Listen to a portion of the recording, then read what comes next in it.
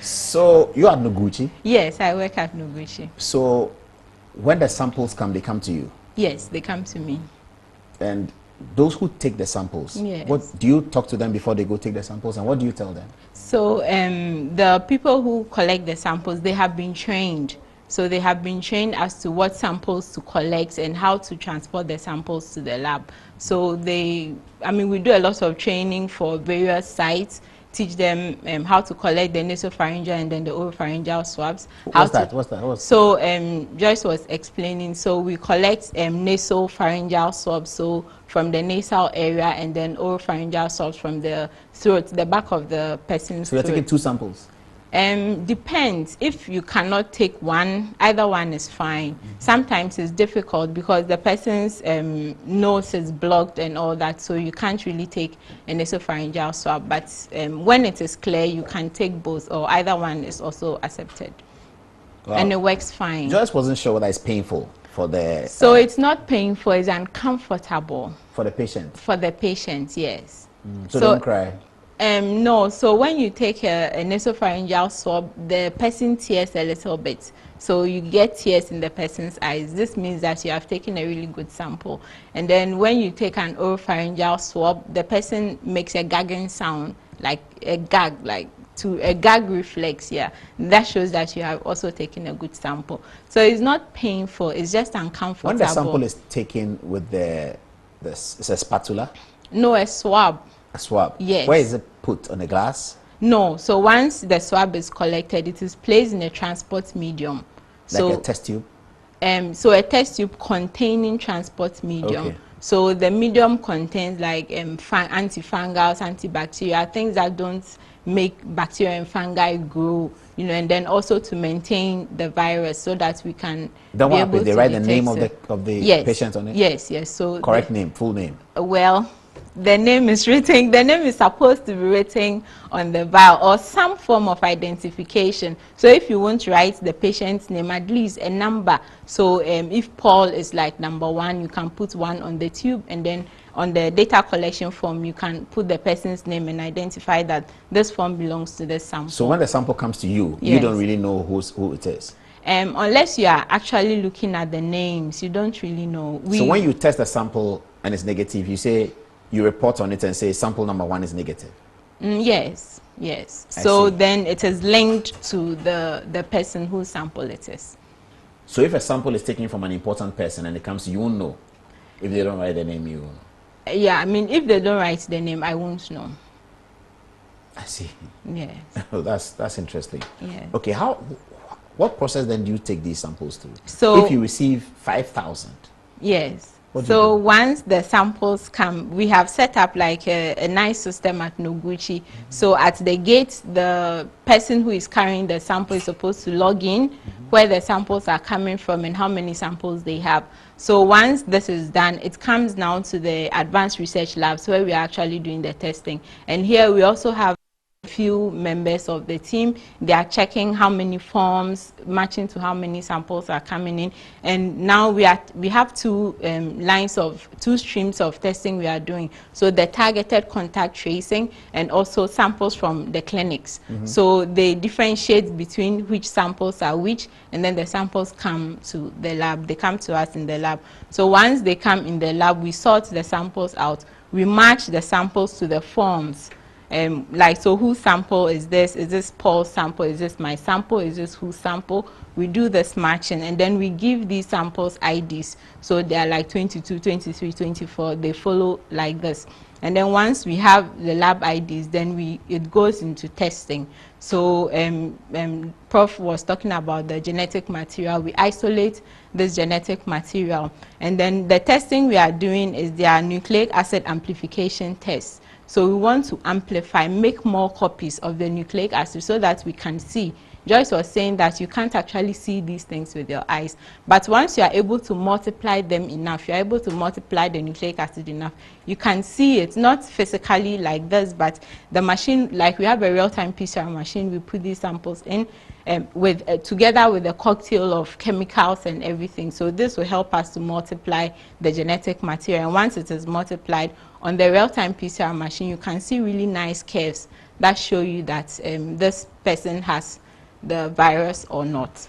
So when you find a positive case, are there people who are more positive than others? Yes, exactly. So the real-time PCR machine gives us values. These values we call cycle threshold values.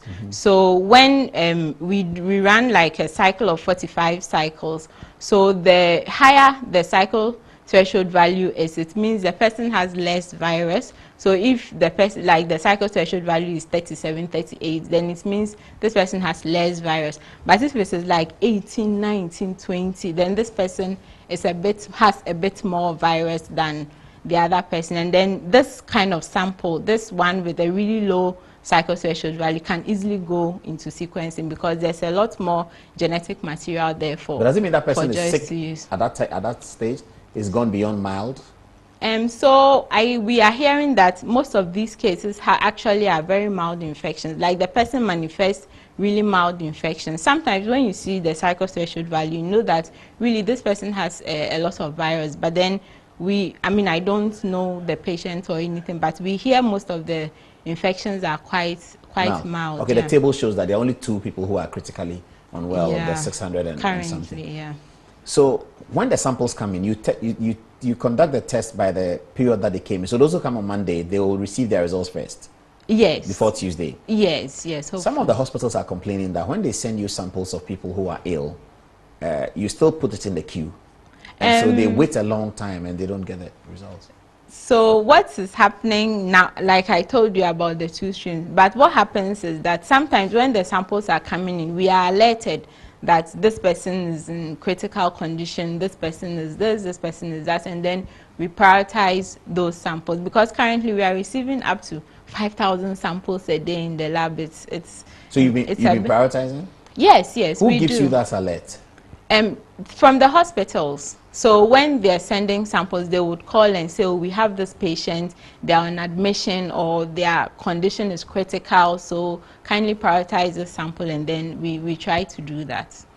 I see. Yeah. Is it easy to do that? Yeah, it's not so difficult. When the sample is coming, they let us know the names and everything. So once the sample hits the lab, we know that these samples are critical. Do you get requests that these samples are coming in? They are very big men, so fix it now.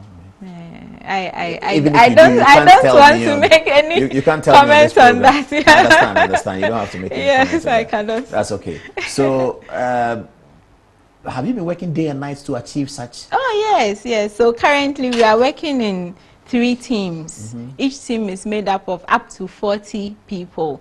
So I just worked from 8 a.m. till 8 p.m. So today? Yes, today. You started from 8 a.m. Yes, I started from 8 a.m. Oh, thank you for coming. To 8 p.m. Yes, today. So I was telling Prof that he pulled me out of the lab to come. So from 8 a.m. to 8 p.m. Then my colleague, Dr. Kofi Boni, will take over, and he and his team will work from 8 p.m. now until 8 a.m. the following morning.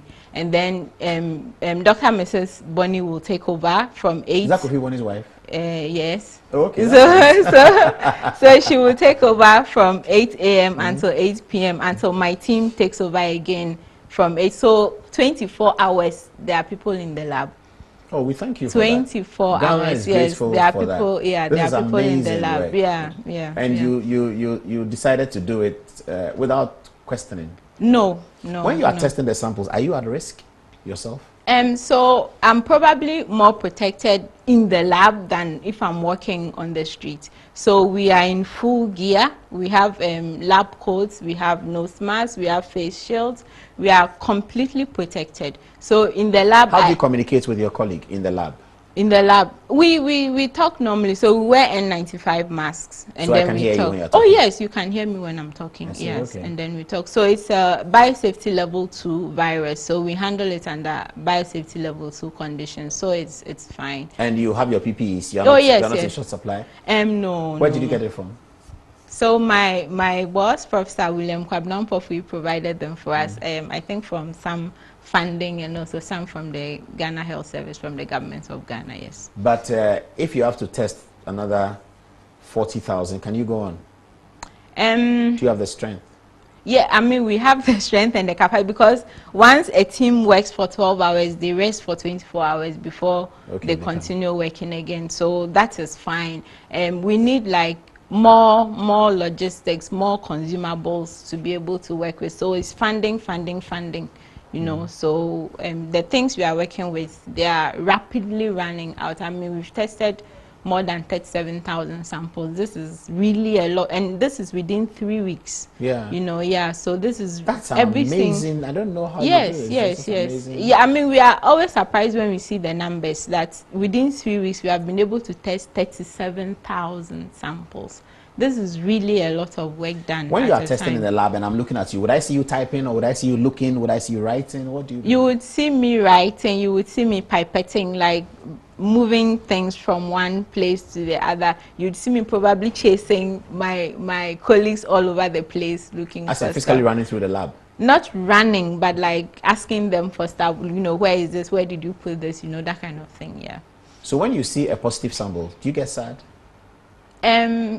Yeah, I mean, we are not very happy when the numbers keep on going up, but I mean, we are happy that we are doing this targeted contact tracing, and this is really helpful because the WHO says that you should detect the cases, and you can only detect if you test for the cases. Once you detect, you isolate the person and then you treat. So we have to actively, constantly look for it.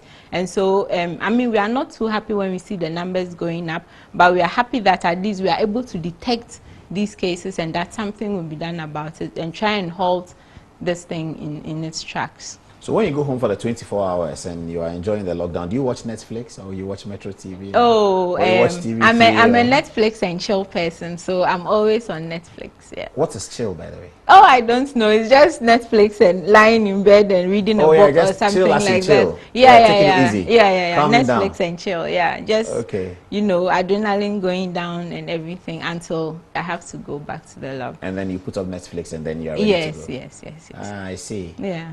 That's interesting. Yeah. Do you join the prayer thing on the social media? Sometimes midnight, the Archbishop is praying. Or are you a Catholic or are you a Methodist? No, I'm a Presbyterian, a proud one. No, so I attend the Victory Presbyterian Church. Where? Frafraha, Adenta Frafraha. Oh, we have to thank them. Yes. We are grateful to them for producing you and for keeping you and keeping you to do such a good job for Ghana. We hear that in future you might be able to test quicker. What's the information about that? Oh, yes. So I think the plan is to decentralize the testing a little bit. There was a meeting today, a stakeholders meeting today about this. So already we give some samples like RNA extracts to some labs to help us with the testing. So, but we have started them on sending them some samples as well. So they will try to do that. So currently that's the plan, to decentralize the testing so that a few more labs can do the testing. I mean, the capacity is there, the machines are there. So the trainings have started, and then they can already do some testing so that a lot more samples will go out, and then we will get the positive cases and then confirm the positive cases. Yeah. How is your family taking this? Sometimes you have to be away and all that. Yeah, so what can we do? Yeah, it's for God and country. So I see. Yeah. Excellent. So far we are all happy about the way Ghana is doing with the contact tracing and the testing. Yeah. But we don't know what we would have done without you people, without Noguchi and without the University of Ghana. It's such an amazing effort that you have put in. Thank you so much. Thank you. And we are sure that the government and the president recognizes that, and they have been talking about that.